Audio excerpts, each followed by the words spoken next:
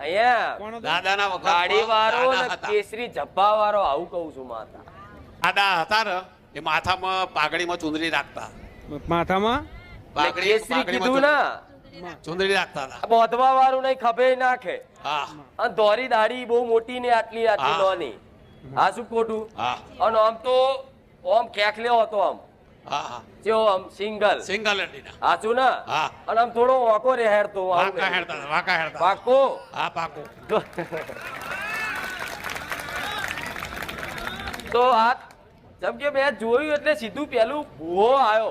તો ભૂવા કરતા કે ના અમારે દાદા હતા એટલે તારું ભૂવાનું ઘર જોઈ જેવું. એટલે ભૂવાનું ઘર હોય એટલે સમજી લો કે ભૂવાના ઘરમાં તો કેટલા દેવ હશે. હવે એ દાદો જતો રહ્યો ભગવાનના ઘેર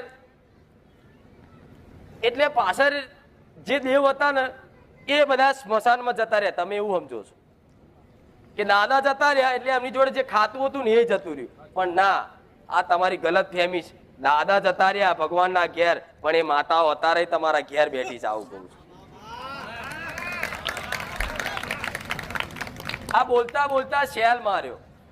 આ બોલતા બોલતા શેલ માર્યો એટલે શેલ મારીને એવી વાતની સાબિતી આલી કે હે મેલડી તારી વાત હાજી છે કે દાદો અમનો ગઈડ્યો જતો રહ્યો, ભૂવો જતો રહ્યો, પણ અમે માતાઓ જય. દાદો કદાચ લાકડે ભરીને ખાક થઈ ગયો પણ અમે માતાઓ તો ખાક થઈ. એટલે દાદો તમારો તો અંદર કોને શું હાલતો, કોને કેટલા વ્યવહાર હાલતો, કારી ચદો છે, જેવા ધૂપ ધુમાડા કરતો, અમને વસ્તી ખબર નથી.